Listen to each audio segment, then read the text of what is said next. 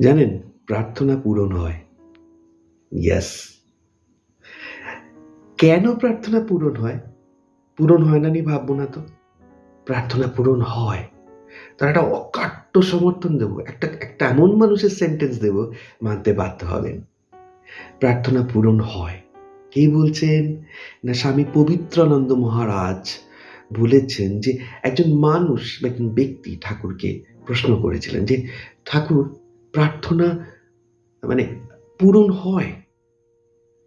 ঠাকুর বলেছিলেন, আমি ১০০ বার বলবো, প্রার্থনা পূরণ হয়। প্রার্থনায় কাজ হয়। কেন হয়? কিভাবে হয়? প্রার্থনায় কাজ হয়, ঠাকুর বলেছেন, তো হয়।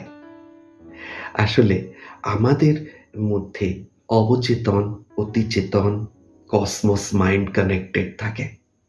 আমরা অবচেতন থেকে যদি কোনো কথা, কোনো বিশ্বাস ইন্টেন্সিটি আর ইমোশন নিয়ে বলি, সেটা মানতে বাধ্য। দুটো ওয়ার্ডস মার্ক করবেন, ইন্টেন্স অ্যান্ড ইমোশন। অর্থাৎ সোজা কথায় সেই মধুসূদন দাদা, সেই ছোট্ট ছেলেটার মধ্যে কি ছিল? তার চারপাশে একটা ভয়ের পরিবেশ, রুক্ষ বাস্তব, কিন্তু তার ভেতরে কি ছিল? ইন্টেন্সিটি। আমার মধুসূদন দাদা আসবে, আবেগ, ফেথ, শিশুর মতো ডেকেছি, আসবে। ঠাকুরমাকে বলেছি, হবে, তো হবে। অর্থাৎ যখনই আমাদের চিন্তার মধ্যে আমরা একটা ইন্টেন্স ইমোশন আনি উইথ ফেথ, তখন আমাদের চিন্তার কণা একটা আলাদা ভাইব্রেশনাল প্যাটার্নে চলে যায়। একে বলে তন্মাত্রা। সুন্দর একটা সংস্কৃত শব্দ, তন্মাত্রা। এই তন্মাত্রা কি না, ঠিক সেম রেজোনেন্টের ভাইব্রেশন কসমস থেকে পেতে শুরু করে।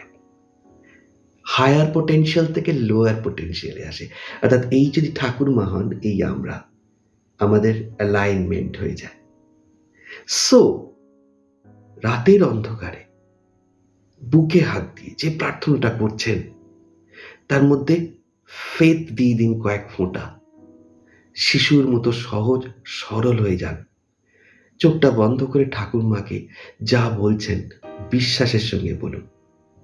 আপনার ভাইব্রেশন কিন্তু নক করছে ঠাকুর মায়ের দরজায়। হঠাৎ দেখবেন কিভাবে রাস্তা খুলে গেছে। খুলে গেছে কি? আমাকে জানাবেন। I am waiting for you. জয় ঠাকুর, জয় মা।